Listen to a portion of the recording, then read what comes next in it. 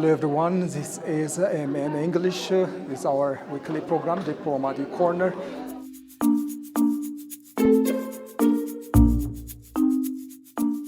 We were talking about the two biggest categories from Ethiopia being agriculture and youth. That is not surprising, is it? It is not surprising. So we're going to see some of these people later, and I'm really excited about actually seeing some of the people pitch, and then we're going to see some of the people then collect their awards. I want to set the tone for this. I want us to think big. We talk about it a lot, right? How do we think big? How do we think bigger? Well, for me, think big is a call to action. It challenges us to transcend conventional boundaries, to dream audaciously, and innovate relentlessly. Thinking big is not just an ambition, it's about responsibility. It's about recognizing our ideas have the power to shape societies, influence economies, and create a legacy for generations to come. So whether you're an entrepreneur, a scientist, a policymaker, an artist, your capacity to dream big is the catalyst for progress and transformation.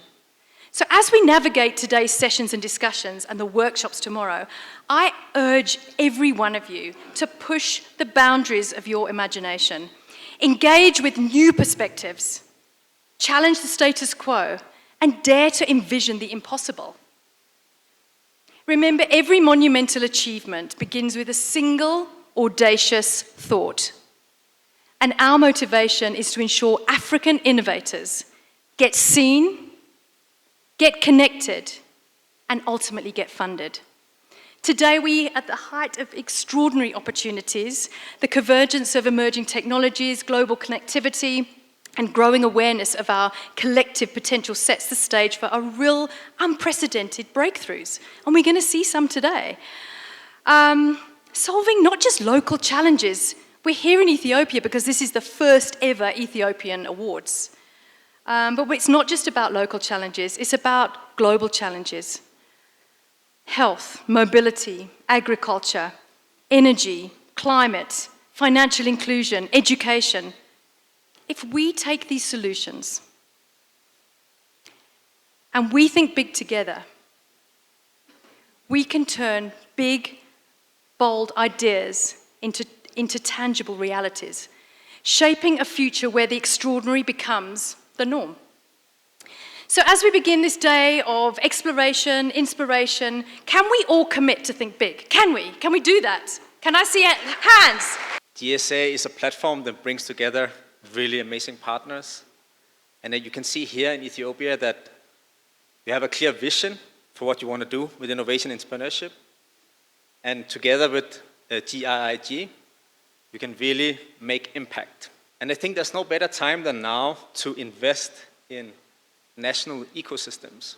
In history, you always hear the word phrase, the world's about to change. And it has been changing, and the change has been faster and faster. But we are going into a new phase of humanity that's going to change so rapidly that even the smartest future scientists, they would have no idea how it's going to look like. And at the same time, the global ecosystem has also changed. The factors that every founder needs has been improved all around everywhere.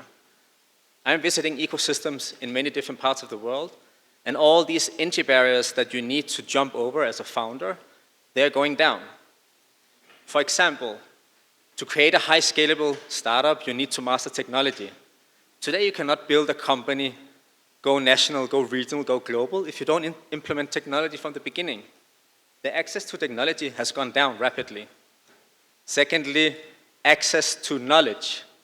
Everyone who has the right drive, the right talent, and the right ambition can acquire knowledge only with an internet connection.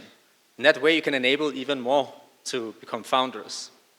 Access to capital, access to community, and access to support is also going down on a global scale. Some of these factors are global, but some of these factors are very local and national.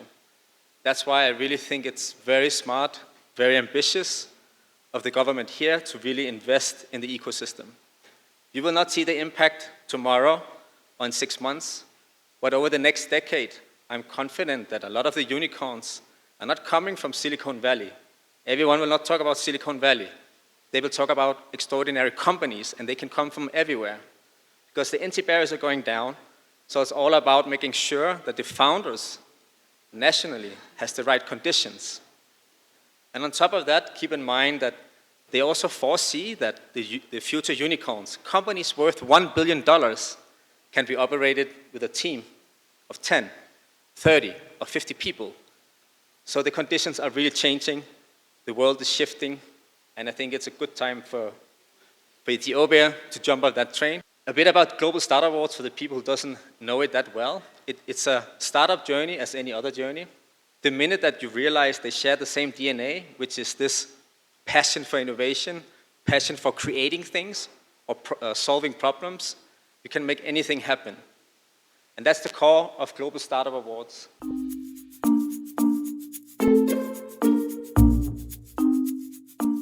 The Eastern Africa Startup has been held in the capital Addis Ababa. A lot of startups from Ethiopia and from across the continent have participated in the competitions. I'm just now sitting with the founder of the Global Startup Awards. We're going to talk about issues related to startups. Stay with us.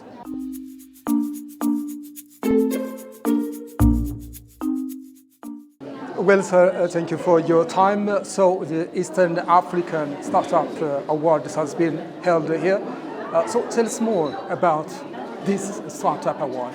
Eastern African Startup Awards represents the eastern part of Africa.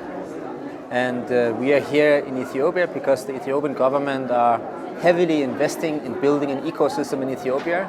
And because of that, they want the finale of the Pan-African Startup Awards also to be in Ethiopia. And today we are celebrating the Ethiopian finalists that's going to compete at the East African Startup Awards happening here in October.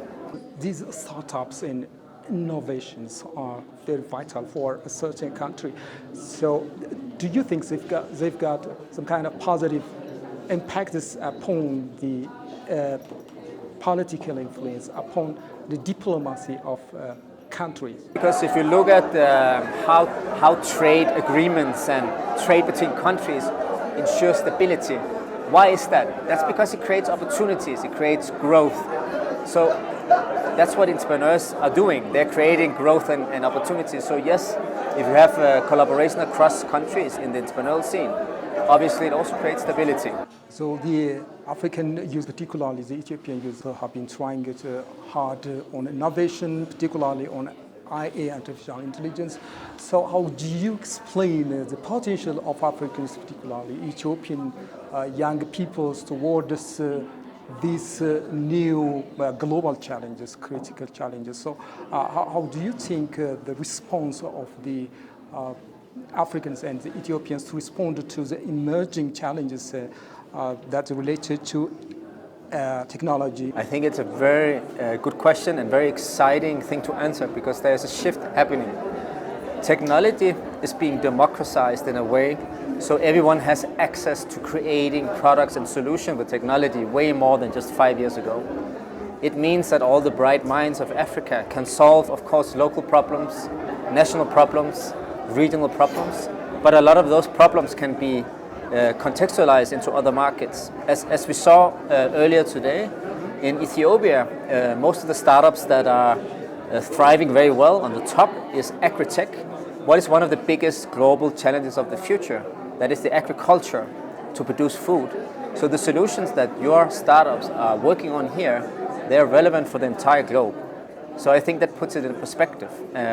So in the future, the companies that will impact the world are not only coming from Silicon Valley, they will come from Africa, Ethiopia, they will come from Asia.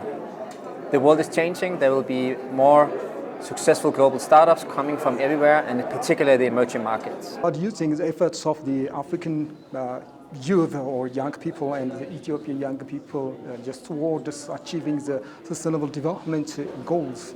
I'm not an expert because I think you should have to spend way more time here, right? I have talked to around, I would say, 50 founders in my life from Africa.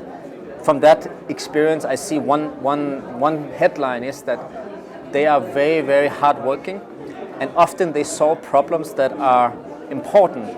You sometimes talk about problems that are nice to solve and it's needed to be solved. And I think a lot of African founders, they solve problems that are needed to be solved, meaning that they solve real things. That gives a lot of energy for the founder, but it also on the market means that there's a solution to a problem, a real problem that you have. And I think that's where the power lies. We don't need another Facebook. We need to solve problems.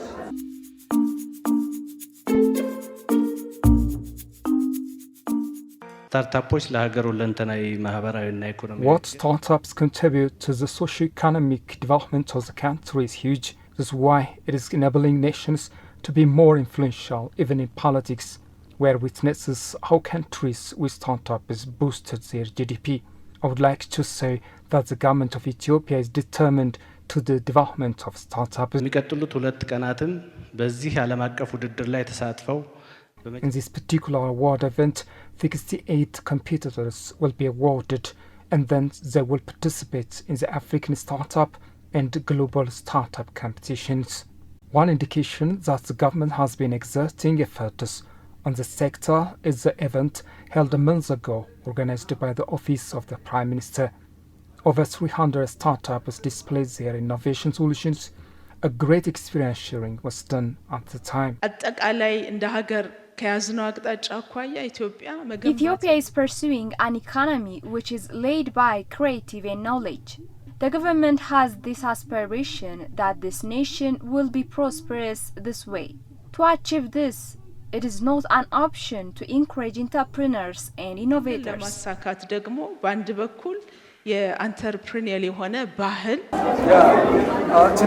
we have just heard from the Deputy Prime Minister of Ethiopia and Minister of Skill and Labor of Ethiopia that Ethiopia has been trying hard to just own innovations, own startups for just as it is the base for it is economy, it is development.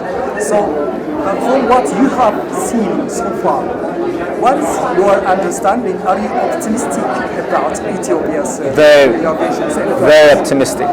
We even have a winner on the global level from Ethiopia. It's a company called Cubic. I think the future is very bright, and I think it's very important that the government is supporting.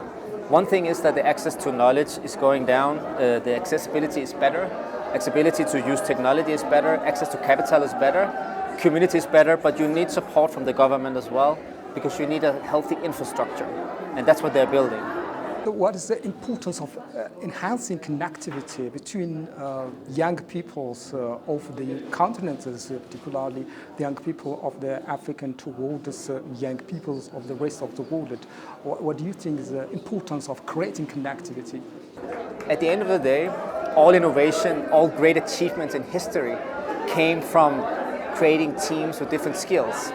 Talking about art, talking about creating countries, but also in startups and technology. You need to build something, you need a good team, you need diverse skills. For that, you need to be connected. So I think events like this is very important because it attracts people who are different, but share a value set that is the same. And one thing that I've learned working with Global Startup Awards, you can have a room with a person from Saudi Arabia, Ethiopia, Denmark, and Russia. If they're all interested in startups and creating value with innovation, you give them like 10 minutes and they're already discussing things that they enjoy, and it doesn't matter their skin color, religion, politic view. That's the connector. So the connectiveness in the startup ecosystem is everything.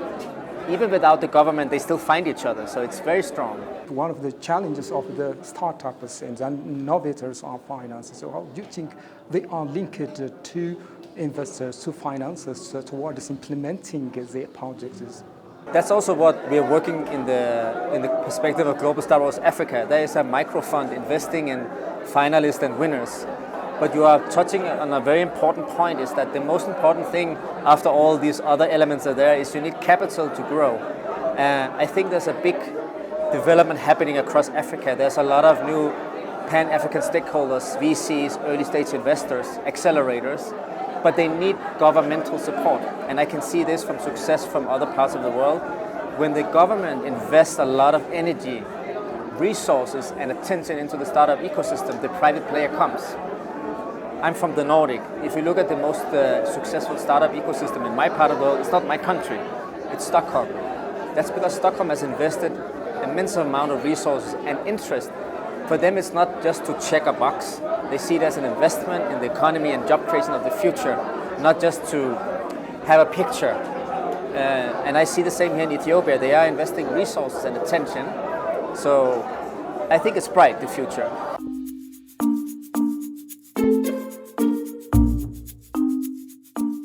iLearn Ethiopia does a digital module developing. Right now we developed over 25 digital modules for Ministry of Agriculture in collaborating with GIZ. We did accelerating program, incubation program called Qas Baqas with GIZ and Ministry of Agriculture. It's been 6 months and now we have graduated last Friday and now we have launched ourselves as iLearn Ethiopia. Our objective is making learning fun, and you know, when we read modules, written modules, it's boring, so we want to make learning engaging and interactive rather than just looking at a paper or reading a paper. We want the students to interact with what they are learning and also make the learning very exciting for them and their retention level to be above and beyond rather than just reading a module. So we want to make education better in Ethiopia, and we want to make learning exciting. Like we don't, as you see, like our 12th grade students are lacking behind because of the way they are learning and the way the education system is set for them, and we just want to make education Interactive. yes, yeah. More than what it is now, and as a whole, every student in Ethiopia to love learning rather than making it something that is a must. We want to revolutionize education. So right now, when we compete in this startup, we want to show that the education system in Ethiopia should also have eyes set on it, like attention. We want attention on the education too, because that's where it all starts. Education is the base of everything. It would be a dream come true to take this startup into a company. Step up one step closer to being a company. Right now, they are giving very much attention to startups, and which is good.